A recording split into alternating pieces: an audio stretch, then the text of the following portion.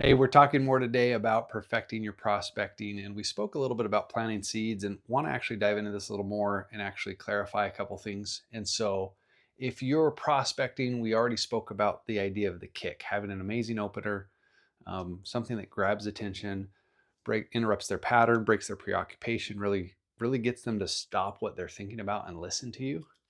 And we also have to show up when we prospect with a don't give a crap attitude. Like if you're attached to the results in your prospecting, people are going to feel that, right? So that gets us into planting seeds. And the way I view planting seeds in sales inception is really what we're doing is we're starting discovery. And what I used to think about discovery years ago was that discovery was for me. It's for me to discover things about them to get the sale.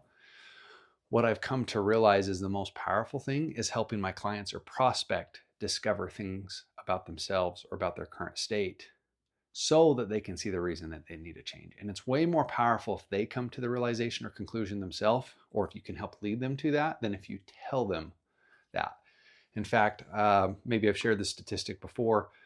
I'll have to look up where this came from, but it's 19. Someone might have to hear things 19 times, be told something 19 times to learn it.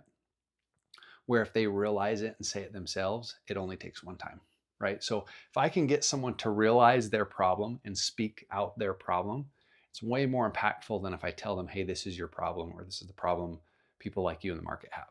So as I go into discovery, some things I like to do, I like to present some type of social proof, right? So if I'm out prospecting door to door, that might be talking about projects we're doing with the neighbors or other people in their neighborhood, right? And maybe even dropping some names.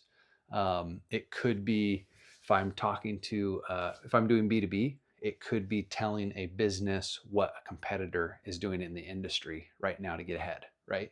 So I want to talk about how what we're doing, others are using or taking advantage of our solution. And then I want to start discovering problems. Too many sales training I see talk about this idea of present a problem, then your solution, right? I want to help them discover their problem, right? So it's not enough for me to just tell them there's a problem. If you want to make a true impact, you want them to discover their own problem. So how do we do that? We're going to talk about that more in a second. But I want to help them discover a problem themselves rather than just tell them the problem. Because if they recognize they have a problem, then that's what we're going to help them solve, right? If we just tell them there's a problem we're solving, it's not as impactful, not as powerful. And so what I really want to get into this discovery is start asking some open-ended questions to really help them draw some conclusions. And we've maybe asked some no-oriented questions early on to help them feel like they can tell us no and feel like they can be open and engaged. And one thing to remember too is when we're prospecting, this all happens super quick. We can't spend 5 minutes talking about these ideas and concepts, but it's important for us to understand these things. So what are some good open-ended questions? If you could just say who, if you want to make a question, an open-ended question, it can start with who, what, when, where, why, and how. Now, we're not going to, I don't think all of these are effective to use in sales, but this will take a normal question that could be, what do you like this? Do you like this? That's a yes or no question. Where if it's, what do you think about this? Now we're asking for some opinions, right? So the ones I find I use the most are probably what and how. Okay. What do you understand? How would this impact you? What would that do for you? How could this change things in your business or your life, right? Who, probably in a sales conversation, it's not going to be something I'm going to ask a lot unless it's, hey, who else would need to be here to be a part of this?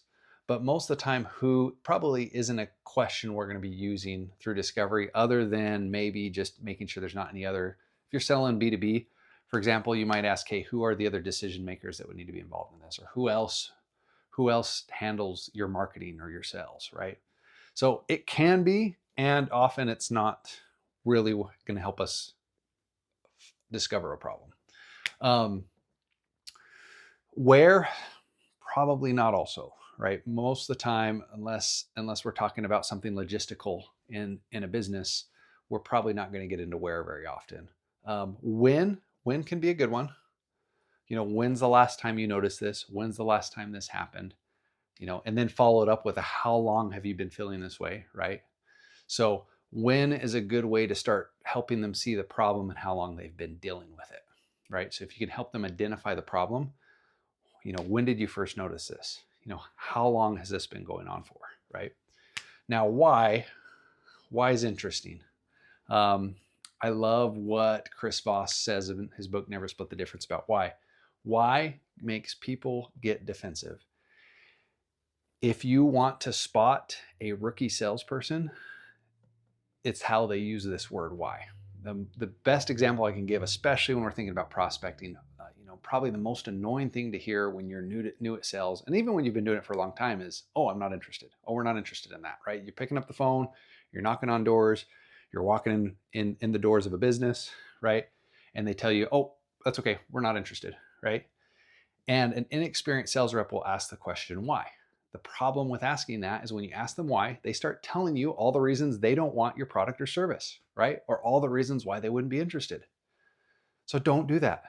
Don't create sales resistance and sales pressure by asking, well, why aren't you interested, right? So little tip, we're kind of getting away from this idea of planting seeds, but if the not interested comes up, you address it for a second, you move right on. Oh, we're not interested. Yeah, that's fine. Just so you know what we're doing. Yeah, I figured you wouldn't be. The main reason I'm here today is, right? Yeah, no, that's okay. Most people aren't. And you just move right on, right? You just kind of like swipe that not interested out of the way and keep going with your conversation, your questions. Okay, so what I will say about why, I will ask why when I want them to defend something. So let's say we set an appointment with a prospect to come back later. Let's say we are signing them up and they're closing the deal, they're giving us their info. I'll ask them, hey, why would you actually let me come back and kind of talk to you more about this? Like, you don't know me from Adam. It's our first time we've talked. I'm curious why you'd even be willing to sit down and go over things. And then they'll tell you all the reasons why they're meeting with you. So why? Ask it when you want them to say good things, not when they've said a bad thing or a negative thing, right? So just a pro tip for you there. But yeah, what and how I find are the best. To give a little bit of context, maybe tell them about what's going on or what the situation is. It might even sometimes be good to ask, hey, what do you understand about, or what do you know about, right? Okay, what would it mean if, could it be possible, this is what's happening with, for example, let's say it's insurance rates going up. What do you understand about insurance prices going up right now in the market? Yeah, so what's happened is the market's really volatile, and insurance carriers are all raising rates right now. So more people are switching than ever before, looking to save prices. And that's maybe where you can ask them another question. What's that mean to you if you know, hey, rates are going to continue to climb, right? Or how does that make you feel knowing you've got you mentioned you've got young drivers that you're going to be adding to your policy soon. How do you think that's going to impact your pricing, right? So you can maybe start discovering some problems by giving a little context, asking what or how, and then get them to tell you about the pain or help them tell you what they realize about it. And they may not know. And that's the thing we've got to understand. If we have a specific product or service, we're often going to know the problem better than they do. And so we could fall into the trap of just telling them the problem, or we can create some real power by giving a little context about the problem and asking that, how could that affect you? Or what would that do? Or, why would this be important to solve or handle or take care of, right? So what I found is this idea of planting seeds is about starting to get them to think differently about something, to get them to change their mind. Sometimes I will use a no question. Hey, would you be against this, right? Well, no, I wouldn't be against that, right? Or if it's something that no one likes, right? Like, so a line I would use when I was selling solar is, I don't know if you heard, but the electric company just announced a rate increase. Were you guys in support of that rate increase? Everyone told me no to that, right? And so Yeah, what if there was a way you could lock in your electric prices and not have to continue pay more and more year after year? What if there was a way that you could lock in a rate or get a lower price year round, right? What if I could tell you there was a way we could actually get you higher coverage on your policy and save you money at the same time? Now, the one thing I will say in prospecting, you've got to be careful of planting seeds, is if you focus too much on the money, if you make it all about the money, their decision will be all about the money. So in your pitch, if all you offer is a lower price, you'll live and die by that price, right? So what's unique? What's different about you, right? What is it that you offer that nobody else does? Focus on that. Be careful focusing on the money, because if you focus on the money, that's all the conversation becomes. We'll jump next into talking about how we build the dream, how we get them to see that future a little bit more clearly, and excited to go through the rest of the steps of sales inception, but from a prospecting perspective. I'm Drew Norton, the Everyday Sales Leader. This is your daily dose of sales inception.